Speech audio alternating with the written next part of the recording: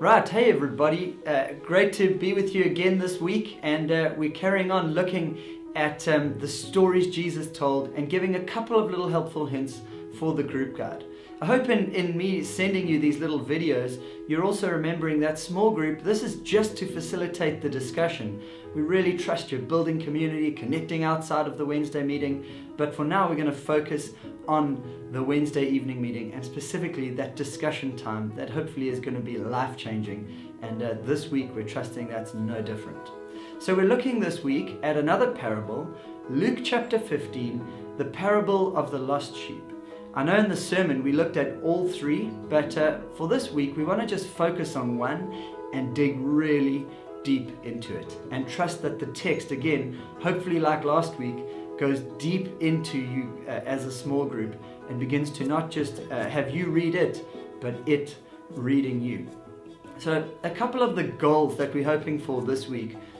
Firstly, that you can feel and empathize with the reality of the story of the parable of the lost sheep. Hopefully you can feel that sense of the love of God as you empathize with the shepherd. You can feel that sense of lostness with the sheep, and that your group can really dig deep into this parable, feeling all the different elements of the story.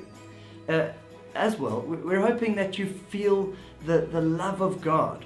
That's one of the goals, that you can feel the love of God for lost people. We also are trusting that this week in the guide, you can feel and empathize with lost people. One of the questions you're looking at is to understand the difference between the perceived needs of lost people or people who aren't Christ followers and the actual need of lost people. Let me explain. Perceived need. Let's consider I cut my leg. My perceived need is that I need a painkiller. I really need something to take the pain away so that I don't feel it. Hey, but the truth is, my actual need is that I need an antiseptic to make sure that that wound doesn't turn septic and, eventually maybe need amputation or something like that. The point is, you're going to work out in your discussion time, what are the perceived needs of people who aren't Christ followers, and what are their actual needs?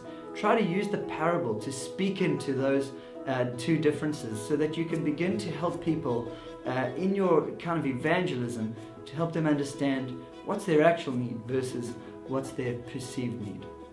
A couple of practical things to consider this week. Firstly, don't be put off by the simplicity of the questions. They really are simple, but a simple question doesn't mean it needs a simple answer. We're trusting that simple questions are going to incite insightful answers. And depending on the individuals, they'll be able to give either really simple answers or complex ones depending on who they are. But we're trusting that. Also, don't feel the pressure to cover all the content. Remember, small groups are not about covering content. That can be sniffed out from the small group. What we're trying to do here is to go deep into content. If you get one question done, that's okay. If you get 3 or 4, that's also fine. But don't feel the pressure to get through things. Feel the pressure to go deep into them. Also, lead strong. Because it's so simple, you're going to need to, bring buy-in into your group. Encourage them that this is going to be a meaningful exercise. Lead strong in terms of getting the buy-in, bringing your own courage and passion to the moment, and I trust that it's going to be a really rich moment. And then fourthly, make sure that you're praying. Remember, we're not here to be groups that connect and have good discussion and are inspired by each other's opinions. Now that's great, but unless we're taking our opinions to God and letting God shape them in prayer and trusting that our relationships with God are the very things that are changing our lives, hey, then our small groups just become about us. Make sure you're seasoning your group with a good starting prayer and a really meaningful prayer encounter at the end. And that'll help us to remember that actually we're trying to build mature followers of Christ. And we want to be the kind of people who are like John, who said, hey, I must become less, he must become more.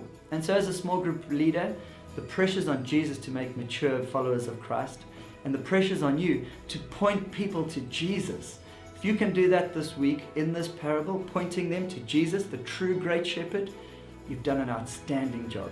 So have fun pointing people to Jesus this week and letting this parable of the true great shepherd come to life as you fall in love afresh with God and his love for lost people. And hopefully you become inspired by the end of this week's conversation to also love your lost friends and family in the way that God does. Have a great week, have lots of fun, and we'll see you next week.